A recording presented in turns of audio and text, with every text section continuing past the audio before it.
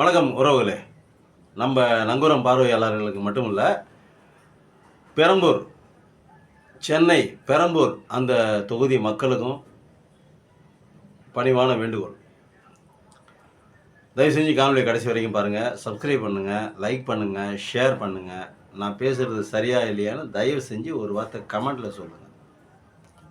நன்றி. விஜய் நிற்கிறார் பெரம்பூர் தொகுதியில். போட்டிக்கு எதிர்த்து நிற்கிறதுக்கு ஆள் இல்லாமல் எல்லா வேட்பாளர்களையும் கட்டங்கட்டி பணம் கொடுத்து மறிக்கிறாங்க அப்படின்னு செய்திகள் வருது. சரி, இப்போ விஜய் நிற்கிறாரு, அதனால என்ன பிரச்சனை அப்படிங்கிறீங்களா? இருக்குது, பிரச்சனை இருக்குது. அதாவது விஜய் ஒரு அரசியல்வாதி அல்ல, அவர் ஒரு சினிமா நடிகர். அவர் இந்த அரசியலுக்காக பெரிய போராட்டங்கள் எந்த அளவுக்கு நடத்தியிருக்காரு, எந்தெந்த மாதிரிலாம் மக்கள் கஷ்டப்பட்டிருக்காரு அப்படிங்கிறது தெரியல. ஒன்று, நீங்கள் சினிஃபீல்டில் இருக்கிறவங்க நிறைய பேர் நிறைய இதாக மாற்றிருக்காங்க. கமலஹாசன் நான் கமல் ரசிகர் தான். கமலஹாசன் ரசிகர் நற்பணி மன்றமாக இருந்தது, ரசிகர்களின் நற்பணி மன்றமாக இருந்ததை அவர் என்ன பண்ணிட்டார், மக்கள் மன்றமாக மாற்றிட்டார். அதை கமலஹாசன் முதல்ல ரசிகர் மன்றங்களை மக்கள் நற்பணி இயக்கங்களாக மாற்றின பெருமை அவரை மட்டும்தான் சேரும், வேறு யாருக்கும் அந்த பெருமை சேராது. மக்கள் நற்பணி மன்றமாக மாற்றி பிளட்டு, இந்த இரத்த தானம் கொடுக்கறது, இந்த கண் தானம் கொடுக்கறது, இந்த உடல் உறுப்புகள் தானம் கொடுக்கறது, இந்த மாதிரியான சமூக சேவைகள்லாம் முதல்ல செய்ய ஆரம்பித்தது கமலஹாசன் தான். அதுக்கப்புறம் ரஜினிகாந்தும் அப்படி தான் மாறினார். அதுக்கப்புறம் பார்த்தீங்கன்னாக்கா, குறிப்பாக சொல்லணுன்னா நம்ம சூர்யா அகரம் ஃபவுண்டேஷன் கிட்டத்தட்ட டாக்டர் மட்டும் 50-60 டாக்டருக்கு மேலே உருவாக்கியிருக்காரு. ஏழை மக்களை, ரொம்ப பின்தங்கிய மக்களை, அதாவது வறுமை கோட்டுக்கு கீழே இருக்கிறவங்கள டாக்டர்கள் ஆக்கியிருக்காரு, இன்ஜினியர்கள். டாக்டருக்கு மட்டும் 60-70 பேர் ஆக்கி 50-60 பேர் ஆக்கியிருக்காங்களாம் அகரம் ஃபவுண்டேஷனில். அது இல்லாமல் இன்ஜினியர்கள், அது இல்லாமல் எக்ஸட்ரா கலை அறிவியல் கல்லூரியில் படித்தவங்க. சென்னையில் ஒரு 4 கல்லூரி இருக்கான், 4-5 கல்லூரி இருக்கான். அவங்க சூர்யாவுக்குன்னு தனியாக ஒரு 3 சீட் 4 சீட் 5 சீட்டு ஒதுக்கிடுவாங்களாம். அவர்களில் யாரை சூர்யா ரெக்கமெண்ட் பண்ணுறாரோ அந்த காலேஜில் அவங்க சேர்த்துக்குவாங்களாம். அந்த ஃபீஸு போக்குவரத்து கட்டுறது எல்லாமே இந்த அகரம் ஃபவுண்டேஷன் கட்டிடும், படிக்க வச்சுருவாங்க. அந்த மாதிரி நிறைய விஷயங்கள் பண்ணியிருக்காங்க, நிறைய. அதே மாதிரி அஜித்தோடைய ரசிகர் மன்றம் அப்படி தான் நிறைய. அதாவது அஜித்லாம் சத்தம் இல்லாமல், சவுண்ட் இல்லாமல் நிறைய விஷயங்கள் செஞ்சுருக்காரு. விஜயகாந்த் கேட்கவே வேணாம், அவ்வளோ. எம்ஜிஆர் சொல்ல வேண்டியதே இல்லை, அவரோட நம்பி போயிட்டா எதாக இருந்தாலும் சரி பண்ணி கொடுத்துருவார், எந்த பிரச்சனை இருந்தாலும் சரி பண்ணி கொடுப்பாரு அப்படிங்கிற நம்பிக்கை, கொடை வள்ளல் அவர் அப்படிங்கிற மாதிரி பேர் எடுத்துவார்.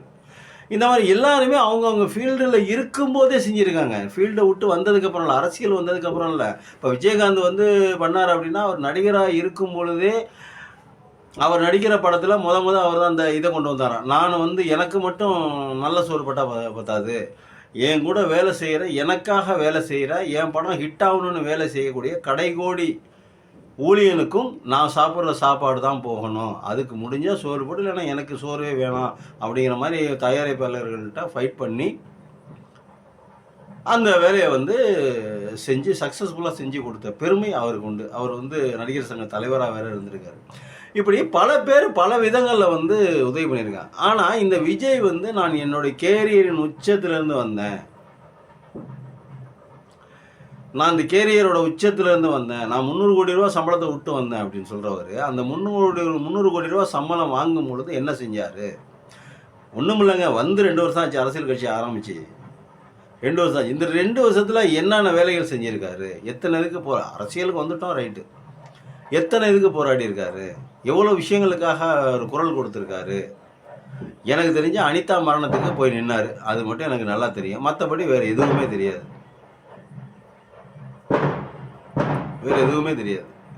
இப்படி தான் அவருடைய இது பூரா அப்படி தான். அப்படி இருக்கும்போது நீங்கள் எந்த நம்பிக்கையில் இவருக்கு ஓட்டு போடுவீங்க? இப்போ அந்த பெண்கள் பேசினதெல்லாம் கேட்டிருப்பீங்க, பெரம்பூர் தொகுதி மக்கள் எல்லாரும் கேட்டிருப்பீங்க. 40,000 உறுப்பினர்கள் தாவேகாவுக்கு இருக்காங்களாம் அந்த ஊரில், கிறிஸ்துவ மக்கள் அதிகமாக. அது இல்லாமல் அவருக்கு விஜய் நின்னா ஓட்டு போட்டுருவாங்க, ஜெயிச்சிருவாங்க அப்படிங்கிற மாதிரியான வேலைகள் சொல்கிறாங்க. எதிர்த்து நிற்கிறதுக்கு ஆளுகளை பணத்தை கொடுத்து பிளாக் பண்ணுற வேலையெல்லாம் பார்க்குறாங்க அப்படிங்கிற மாதிரிலாம் செய்திகள், தகவல்கள் வருது. நான் என்ன சொல்கிறேன், அந்த மக்களை நான் வேண்டி விரும்பி கேட்டுக்கிறேன், அரசியலில் அனுபவம் இல்லாத ஒருத்தரை, சினிமா மோகத்தில் இருக்கிற ஒருத்தரை நீங்கள் ஜெயிக்க வச்சிட்டிங்கன்னா, இந்த இந்த இந்த இந்த அரசியலுக்கு வந்ததுலேருந்து விஜய் அரசியலுக்கு வந்ததுலேருந்து என்ன சேட்டைகள் நடக்குதுன்னு பாருங்கள். நீங்கள் ஓட்டு போடுங்க, அது உங்களுடைய உரிமை. நான் ஓட்டு போட வேணான்னு சொல்ல வரல, யோசித்து சிந்தித்து ஓட்டு போடுங்கன்னு தான் சொல்கிறேன் நான். இந்த மாதிரி ஆட்கள் அரசியலுக்கு வந்துட்டா நீங்கள் நாளைக்கு எப்படி வந்து ஒரு ஒரு நல்ல கலாச்சாரத்தை வந்து நீங்கள் உருவாக்க முடியும்? நீங்கள் நல்ல மக்களை எப்படி உருவாக்க முடியும்? இந்த மாதிரி ஒரு தருதல புத்தி உள்ளவங்கெல்லாம் ஆட்சிக்கு வந்துட்டா என்ன ஏதுன்னு தெரியாது. அரசியல்னால் என்னன்னு தெரியாது, அது எப்படி அடிப்படையாக தெரியாது. எல்லாத்துக்கும் திமுக குறை சொல்லு, நீ திமுக குறை சொல்லு, அதிமுக குறை சொல்லு, அது உன் சௌரியம். ஆனால் எல்லாத்துக்கும் அரசியல் திமுக குறை சொல்கிற அப்படின்னா நீ அரசியலுக்கு வந்த மாதிரி தெரியல. ஒரு அரசியல் தலைவர் எப்படி பேசணும் அப்படின்னா, நான் இதெல்லாம் செய்வேன், அவங்க செஞ்ச மாதிரி நான் செய்ய மாட்டேன், நான் இதெல்லாம் செய்வேன், இந்த மாதிரி என்னுடைய செயல்பாடுகள் இருக்கும், நான் இந்த மாதிரி நான் வளர்க்க போகிறேன், தமிழ்நாட்டை இந்த மாதிரி ஆக்க போகிறேன். அதாவது தமிழ்நாடை இனிமேல் வளர்க்குறதுனா சிங்கப்பூர் மாதிரியோ மலேசியா மாதிரியோ இல்லை அமெரிக்கா மாதிரியோ அந்த மாதிரி தான் வளர்க்கணும். சிங்கப்பூர் தமிழ்நாட்டை வந்து நீங்கள் இந்திய மாநிலங்களோட கம்பேர் பண்ணவே முடியாது, அந்த அளவுக்கு வளர்ந்து நிற்கிது. அடிப்படையில் இன்ஃப்ராஸ்ட்ரக்சர், எல்லா இன்ஃப்ராஸ்ட்ரக்சரும், மெடிக்கல் இன்ஃப்ராஸ்ட்ரக்சராக இருந்தாலும் சரி, நீங்கள் வந்து பொதுப்பணித்துறை இன்ஃப்ராஸ்ட்ரக்சராக இருந்தாலும் சரி, இல்லை நகர வளர்ச்சி எல்லா பேசிக்கல் எல்லாமே வளர்ந்து நிற்கிது. இதில் நம்ம ஊழல் நடக்குது, அது நடக்குது, இது நடக்குது, அதெல்லாம் வந்து அரசியல்னு இருந்தால் அதெல்லாம் செய்ய தான் செய்யும். இப்போ விஜய் வந்து 5 கோடி ரூபா பணம் வாங்கி எடுத்தாங்கன்னா வேட்பாளர்களுக்கு சீட்டு கொடுத்துருக்கிறதா சொல்கிறாங்க. எல்லா வேட்பாளர்களையும் 5 கோடி பணம் வாங்கியிருக்காராம். அது இல்லாமல் 2000 கோடி வாங்கியிருக்காராம். இதில் இருந்து பிஜேபிக்கிட்ட இருந்து திமுகவை ஏற்று பேசுகிறதுக்காக வேண்டி.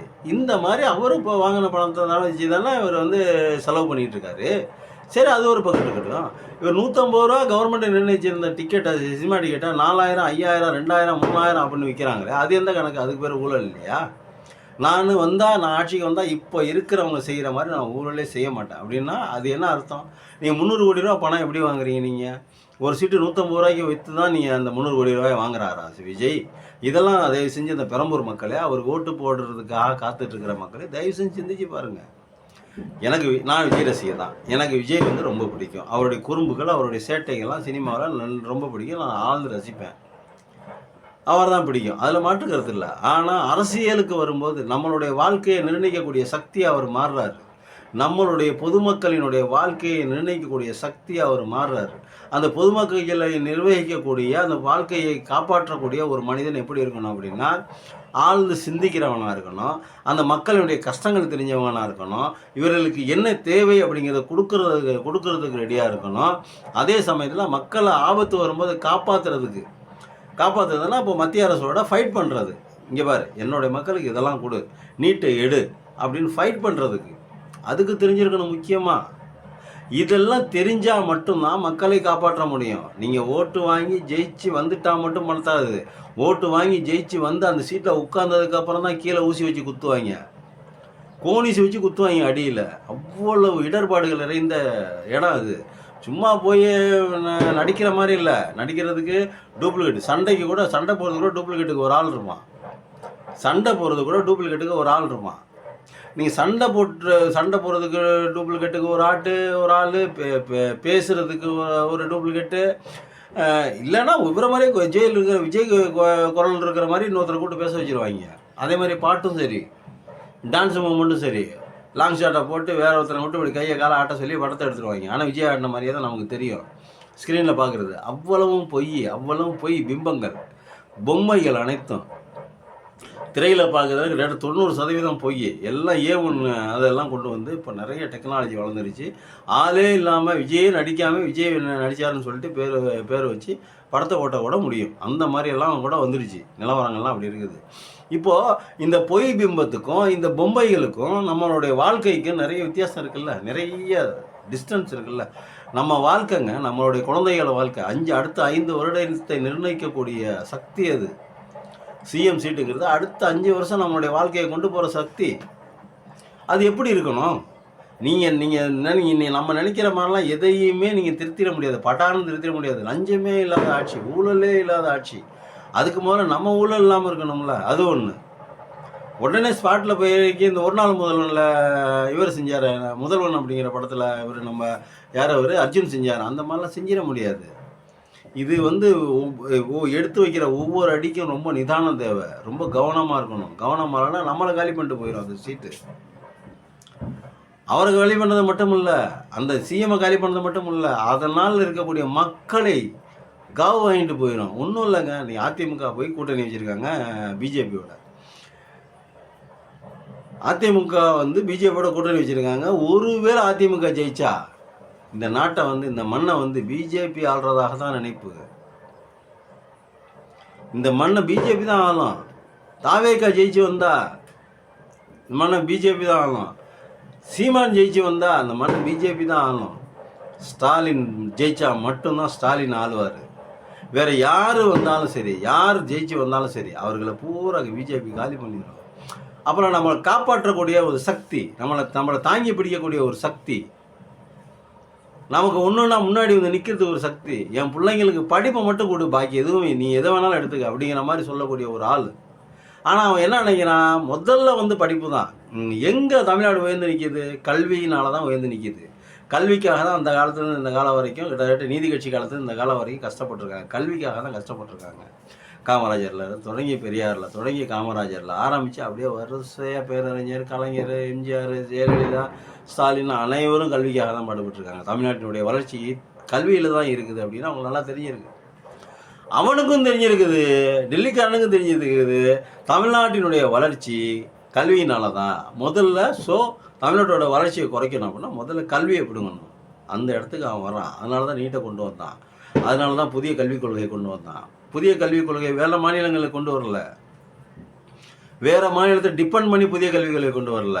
தமிழ்நாட்டுக்காக மட்டும்தான், தமிழ்நாட்டை காலி பண்ணுங்கிற ஒத்த நோக்கத்தில் தான் இந்தியா பூரா அந்த திட்டத்தை பரவலாக்கினாங்க. புதிய கல்விக் கொள்கை, விஸ்வகர்மா யோஜனா. அப்போது அவன் என்ன நினைக்கிறான், நம்மள்ட்ட இருக்கிற கல்வியை பிடிங்கிட்டான். தமிழ்நாட்டினுடைய இப்போ 1947 சுதந்திரம் வாங்கி 67 ஆட்சிக்கு வந்து அப்படியே படிப்படியாக இப்படி கோபுரம் மாதிரி அப்படி ஏற்றி வச்சுருக்காங்க. இப்படி ஏறி மேலே நிற்கிது, இன்னும் உயரமாக போகும். ஆனால் என்ன பண்ணுவாங்க அப்படின்னா, இதுக்கு எத்தனை வருஷம் ஆச்சு? கிட்டத்தட்ட ஒரு 50-60 வருஷம் ஆயிடுச்சா? சுதந்திரம் வாங்கி 75 வருஷம் ஆச்சு. இவங்க ஆட்சிக்கு வந்து கிட்டத்தட்ட 50 வருஷத்துக்கு மேலே ஆச்சு. இந்த 50 வருடங்களாக இப்படி தமிழ்நாடு கிராஃப் வந்து அப்படி ஏறுமுகமாக இருக்குது. அப்போது இன்னைக்கு பிஜேபி வந்துட்டாவோ, இல்லை தாவேகா வந்தாவோ, இல்லை அதிமுக வந்தாவோ, இல்லை நாம் தமிழர் வந்தாவோ, எந்த வெங்காயம் வந்தாலும் அந்த கிராஃப் இப்படி இருக்குங்கிறீங்களா? கண்டிப்பாக சத்தியமாக சொல்ல எழுதி வச்சிங்க, அப்படி இப்படி இறங்கிடும். ஏறி இப்படி இறங்கும், கண்டிப்பாக இறங்கும். அது மேலே ஏற்ற முடியாது, ஏற்ற விடமாட்டான். இது அவனுடைய அஜெண்டா. தமிழ்நாட்டை காலி பண்ணுங்கிறது அஜெண்டா. ஒன்றும் இல்லைங்க, 2025 100 வருஷம் ஆச்சு அவன் ஆர்எஸ்எஸ் தொடங்கி. இந்த 100 வருஷத்தில் அவன் இந்து ராஷ்டிராவை அறிவிக்கணும்னு எவ்வளவோ ட்ரை பண்ணி பார்த்தாங்க. அதுக்கு எதிராக நிற்கிற ஒரே ஒரு சித்தாந்தம் எதிரான தமிழ் சித்தாந்தம், திராவிட சித்தாந்தம். இவங்க மட்டும்தான் எதுக்குறாங்க, திராவிடம் மட்டும்தான் எதுக்குது, தமிழ் மட்டும்தான் எதுக்குது. வேறு எந்த மொழியும் அவனை எதுக்கலை, எந்த நாடு எந்த மாநிலமும் அவனை எதுக்கலை. அவனை ஃப்ரீயாக விட்டுருச்சு. கொள்கை ரீதியாக நிறைய பண்ணணுன்னு இருக்குது, அது வேறு விஷயம். அவங்களுக்கு வந்து இப்போ வந்து பினராயி விஜயன் கூட சண்டை போடுறாங்க, அங்கிட்டு வந்து மம்தா பானர்ஜி அம்மாவோட சண்டை போடுறாங்க, அது இப்போ கல்யாண் சிங்கோட பையன் அவர் கூட சண்டை போடுறாங்க, அகிலேஷ் யாதவ் அவர் கூட சண்டை போடுறாங்க. இன்னும் நிறைய முரண்கள் இருக்குது, நிறையா இருக்குது. ஆனால் சித்தாந்தத்தை ஒற்றி கொள்கைங்கிறது வேற, அரசியலுங்கிறது வேற. அரசியலுக்கு கொள்கை தேவை. ஆனால் கொள்கை மட்டுமே வந்து வச்சுக்கிட்டு இருக்கிறவங்கள்ட்ட என்ன இருக்கும் அப்படின்னா, வேறு எதுவுமே இருக்காது, அந்த கொள்கை மட்டும்தான் இருக்கும். அரசியலில் வந்து காசை வாங்கிட்டு அரசியல் நடத்துறதுங்கிறது அது ஒரு பக்கம், அது ஒரு மாதிரியான அரசியல். கொள்கைக்காக அரசியல் நடத்துறது, சித்தாந்தத்துக்காக அரசியல் நடத்துறது, அது ரொம்ப முக்கியம் இல்லையா? அப்போ நம்மளை காப்பாற்றக்கூடிய சக்தி, நம்ம எப்படி காப்பாற்றப்படணும், நம்ம ஏன் வந்து இப்போ நீங்கள் பிஜேபி ஓட்டு போட மாட்டாங்கிறோம்? ஏன் பிஜேபி கூட சேர்ற எந்த கட்சியாக இருந்தாலும் நம்ம ஏன் ஒதுக்கி வச்சிடுறோம்? நம்ம நலனுக்கு அது கேடு அப்படின்னு. அதை விட கேடானது இந்த சீமானுங்கிறவனும் இந்த விஜய்ங்கிற ஆளும் ரொம்ப கேடானவங்க. பிஜேபியோட, அதாவது பிஜேபி வந்து வில்லில் வச்சு அம்பு தான் விடுவான். அந்த அம்பு இருக்குது பார்த்தீங்களா, அந்த அம்பு தான் நம்மளை குத்தி காயப்படுத்துறது. அந்த காயப்படுத்துகிற அம்பு யாருன்னா விஜயும் சீமானும் தான். இவங்க பாருங்கள், இப்போ ஒரு நல்ல காரியம் நடக்குது அப்படின்னா அதை பாராட்டுறதாக சரித்திரமே இல்லை, பாராட்டவே மாட்டாங்க. ஆனால் இடைக்கு பேசுவாங்க, உள்ளதை விட்டு இல்லாததெல்லாம் பேசுவாங்க, பொய்யை திரிப்பாங்க, புரட்டு பேசுவாங்க, இதெல்லாம் செய்வாங்க. ஆத்துமணல் கொள்ளையடிச்சதுக்கு திமுக தான் காரணம். இவருக்கு பேசுறதுக்கு பர்மிஷன் கொடுக்கலன்னு திமுக காரணம். திமுக எலெக்ஷனுக்கு தேதி அறிவிச்சிட்டாங்க. எல்லா பொறுப்புமே எலெக்ஷன் கமிஷனோட சேர்ந்தது. எலெக்ஷனுக்கு என்ன பண்ணணும், எலெக்ஷனுக்கு பிரச்சாரம் யார் பண்ணணும், எப்படி பண்ணணும், எங்கே பண்ணணும், எந்த இடத்துல கூட்டம் போடணும், எவ்வளோ நேரம் கூட்டம் போடணும், எப்படி கூட்டம் போடணும், என்னென்னலாம் பேசணும், எவ்வளோ நேரம் வரைக்கும் கூட்டம் போட முடியும் அப்படிங்கிறதெல்லாம் நிர்ணயிக்கிறது தேர்தல் கமிஷன். ஆனால் இவர் என்ன பண்ணுவார், எல்லாத்துக்கும் திமுக தான் குறை சொல்லுவார். அவர் நடந்து போனால் திமுக, அவர் டயர் பஞ்சர் ஆகி போச்சுன்னா திமுககாரங்க உள்ளே வச்சுட்டாங்க, கீழே ஆணியை வச்சுட்டாங்க அப்படின்னு சொல்ல முடியாது. இது அவருக்கு வேலை, அது அவருடைய பொழப்பு, அவர் கொடுக்கப்பட்ட அஜெண்டா, அதை அவர் செய்கிறாரு. ஆனால் மக்களாகிய நாம் ஓட்டு போடும்போது இந்த முதல் தடவை அவரை நீங்கள் மட்டும் ஜெயிக்க வச்சு எம்எல்ஏவா சட்டசபைக்கு அனுப்பிச்சிட்டிங்கன்னா உண்மையிலே சொல்கிறான், இந்த நாடு வந்து நாசமாக போகிறதில்ல தடுக்கவே முடியாது, நிப்பாட்டவே முடியாது. இவர் வந்து அரசியலில் வந்து முதல் தடவை நின்று ஜெயிச்சு இவர் சட்டசபைக்குள்ளே போனார்னா அடுத்த வருஷம் என்ன பண்ணுவார் அப்படின்னா இவர் 20 சீட்டு ஜெயிப்பார். யார்? விஜய். அப்போ இந்த 20 வருஷத்தில் அவர் என்னென்ன கலாச்சார சீரழிவுகளை செய்ய போகிறாரு. இப்போ பார்த்தீங்கல்ல பொம்பளை பிள்ளைங்களாம் எப்படி பேசுகிறாங்கன்னு, பொம்பளை பிள்ளைங்க எப்படி பேசுகிறாங்க. இவர் வந்து பொன்ராஜ் வந்து ஒரே ஒரு சின்ன வார்த்தை சொன்னதுக்காக வேண்டி அவருக்கு உடனே கோவம் வந்து கம்ப்ளைண்ட் பண்ணுறாரு. போலீஸில் போய் டிஜிபிட்ட போய் கம்ப்ளைண்ட் பண்ணார். எதுக்கு கம்ப்ளைண்ட் பண்ணுறீங்க, நீங்கள் என்ன கரெக்டாக இருந்திருக்கீங்க, முதல்ல அவரை சொல்கிறதுக்கு முன்னாடி நீ கரெக்டாக இருக்கணும் இல்லையா? நீ ஏன் அந்த மாதிரி இருக்கிற, நீ ஏன் அவரை போய் பேசுகிற, அவரை போய் அவன் மேலே கம்ப்ளைண்ட் கொடுத்து என்ன பிரயோஜனம், அவர் மேலே கம்ப்ளைண்ட் கொடுத்து என்ன பிரயோஜனம்? ஏன் இந்த பொம்பளை பிள்ளைங்களாம் அப்படி பேசும்போது, அம்மா அக்கா தங்கச்சி நீங்களாம் எனக்கு தங்கச்சி மாதிரி அப்படிலாம் பேசாதீங்க, தப்பாக பேசாதீங்க, நம்மளை பேசுகிறவங்க பேசிட்டோம், அவங்க பாட்டு பேசிகிட்டு இருக்கட்டும், நீங்கள் பேசாதீங்க அப்படின்னு சொல்லியிருக்கலாம்ல, கண்டிச்சிருக்கலாம்ல, ஏன் கண்டிக்கலை? அப்போது இவங்க பேசுகிறதெல்லாம் அவன் ரசிச்சிருக்காரு. அவர் உடன்படுறாரு, இதுக்கெல்லாம் அவர் உடன்படுறாரு. அதனால தான் இவங்களால் கண்டிக்காமல் இருந்திருக்காரு. இப்போ இவர் எதிர்த்து கண்டிக்கணும் அப்படின்னு சொல்லிட்டு ஒரு பேச்சு ஒரு சொல்லணும்னா அந்த சொல்ல பிடிச்சிக்கிட்டு கம்ப்ளைண்ட் வரைக்கும் போயிருக்காரு. அப்போ அந்த பெண்கள் நல்லா இருக்கணும், திருந்தி வாழணும், நல்லபடியாக இருக்கணும், அவங்க குடும்பத்தில் அவங்க பொழப்பை பார்க்கணும் அப்படிங்கிற எண்ணமெல்லாம் இல்லை. அவர்கள் நம்மளை பார்த்துக்கிட்டே இருக்கணும், நம்மளை பேசிக்கிட்டே இருக்கணும், நம்மளை சொல்லிக்கிட்டே இருக்கணும், இப்படியே பைத்தியம் பிடிச்சி போய் நம்ம பேரை சொல்லிக்கிட்டே தெரியணும் ஊரெல்லாம், இப்படி பைத்தியம் பிடிச்சி போய் நம்ம வண்டியில் வந்து விழுந்து சாகணும், நம்ம கூட்டத்தில் வந்து விழுந்து சாகணும், இந்த எண்ணம் தான் இருக்கே தவிர அவர்களுக்கு இந்த மாணவிகள் நல்லா இருக்கணும், இந்த பெண்கள் நல்லா இருக்கணும், இந்த பெண்கள் வந்து இந்த மாதிரிலாம் தப்பாக பேசுகிறாங்களே இவங்களை திருத்தி நம்மளை சரி பண்ணணும் அப்படிங்கிற எண்ணமெல்லாம் அந்த ஆளுக்கு சுத்தமாக இல்லை, அது விஜய்ங்கிறவருக்கு. அப்படி இன்னும் என்ன இருந்துருச்சுன்னா முன்னாடியே ஆரம்பிக்கும் போதே ஏப்பா அப்படிலாம் பேசுறீங்க, அப்படிலாம் பேசாதீங்கப்பா, நீங்கள் என்னுடைய ரசிகர்கள்ப்பா, என்னுடைய உயிர், என் ரத்தத்தின் ரத்தம், நீ அப்படிலாம் பேசக்கூடாது, தப்பாக பேசக்கூடாது, வாங்க ரசிங்க, ஓட்டு போடுங்க, நம்ம அரசியலில் ஜெயிப்போம், நம்ம நல்ல மக்களுக்கு நல்லபடியாக செய்வோம், தயவு செஞ்சு இந்த மாதிரிலாம் பேசாதீங்க, தப்பு தவறாக பேசாதீங்க, பார்க்குறவங்க பல பேர் பல விதமாக சொல்லுவாங்க அப்படின்னு சொல்லி கண்டிக்கணுமா இல்லை? அப்படி கண்டிக்க முடியாதவன் அந்த வார்த்தையை சொன்னதுக்காக போய் கம்ப்ளைண்ட் கொடுக்குற அப்படின்னா நீ என்ன நினைக்கிற, நீ இந்த மக்கள் இப்படியே முட்டாளாகவே இருக்கணும், தற்குறிகளாகவே இருக்கணும், இவர்கள் வந்து எதுவுமே தெரியக்கூடாது, அப்படியே தெரிஞ்சாலும் வெளிக்காட்டிக்கக்கூடாது, இவங்க வந்து நம்ம பேரையே சொல்லிட்டு தெரியணும், மென்டலாகி பைத்தியமாகி தெரியணும், இவர்களை வச்சு இவர்களுடைய அறியாமையை வச்சு நம்ம வந்து அரசியல் நடத்தணும், இந்த எண்ணம் தான் அவருக்கு இருக்குது. தயவு செஞ்சு மக்களே, பெரம்பூர் மக்களாகிய உங்களை கையெடுத்து கும்பிட்டு கேட்டுருக்கிறேன், தயவு செஞ்சு சிந்திச்சு பாருங்கள். பிஜேபியை விட மோசமானவர் விஜய், பிஜேபியை விட மோசமானவர் நம்ம சீமான்.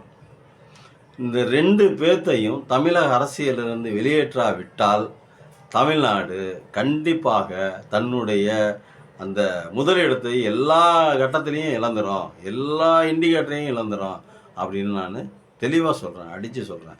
தயவு செஞ்சு மக்கள் சிந்திக்கணும், பெரம்பூர் மக்கள் சிந்திக்கணும், காரைக்குடி மக்கள் சிந்திக்கணும். இந்த 2 பேர்த்தையும் தமிழக அரசியலிருந்து வெளியேற்றுவோம், நம்ம தமிழ்நாடு எப்போயும் இருக்கிற மாதிரியே இருக்கட்டும் அப்படின்னு நம்ம வேண்டிக்குவோம். நன்றி, வணக்கம்.